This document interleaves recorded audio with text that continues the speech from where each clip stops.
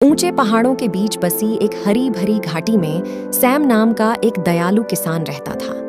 Sam अपनी उदारता और बुद्धिमत्ता के लिए जाने जाते थे। एक दिन जब वह अपने खेतों की जुताई कर रहा था तो उसे एक छोटा अनोखा बीज मिला। यह किसी भी अन्य बीज की तरह नहीं था जो उसने कभी देखा था, लेकिन एक जिज्ञासु व्यक्ति होने के नाते सैम ने इसे अपने खेत में सबसे अच्छे स्थान पर बोने का फैसला किया। कई महीने बीत गए और बीज एक छोटे पौधे में बदल गया। सभी को यह देखकर आश्चर्य हुआ कि यह पौधा कोई सामान्य पेड़ नहीं बल्कि सुनहरी पत्तियों वाला एक अनोखा पौधा बन गया। यह देखने लायक दृश्य था और आसपास के गांवों से लोग उस असाधारण पेड़ को देखकर आश्चर्यचकित हो गए।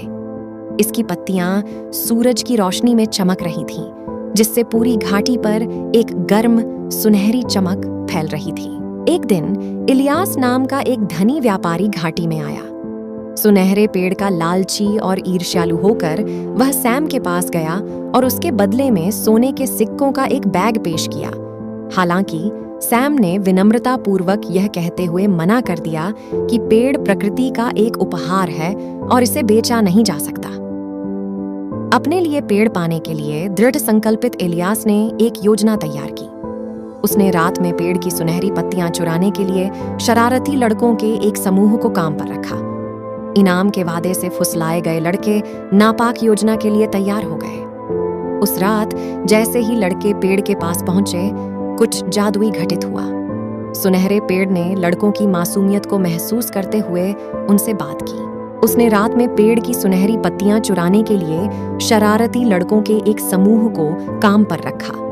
इनाम के वादे से फुसलाए गए लड़के नापाक योजना के लिए तैयार हो गए। उस रात जैसे ही लड़के पेड़ के पास पहुंचे, कुछ जादुई घटित हुआ। सुनहरे पेड़ ने लड़कों की मासूमियत को महसूस करते हुए उनसे बात की। प्यारे बच्चों, मैं आपकी दुर्दशा समझता हूँ, लेकिन चोरी करना इसका समाधान नहीं है।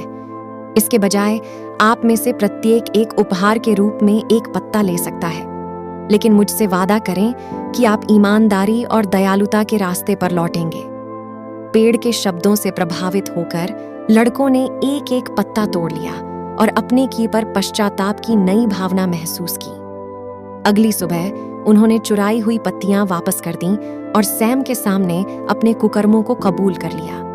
उसने पेड़ के नैतिक पाठ की शक्ति को पहचानते हुए उन्हें माफ कर दिया। सुनहरे पेड़ की बुद्धिमत्ता और लड़कों की मुक्ति की खबर दूर दूर तक फैल गई। दूर दूर से लोग न केवल उस अद्भुत वृक्ष को देखने आते थे, बल्कि उसकी शिक्षाओं से सीखने भी आते थे।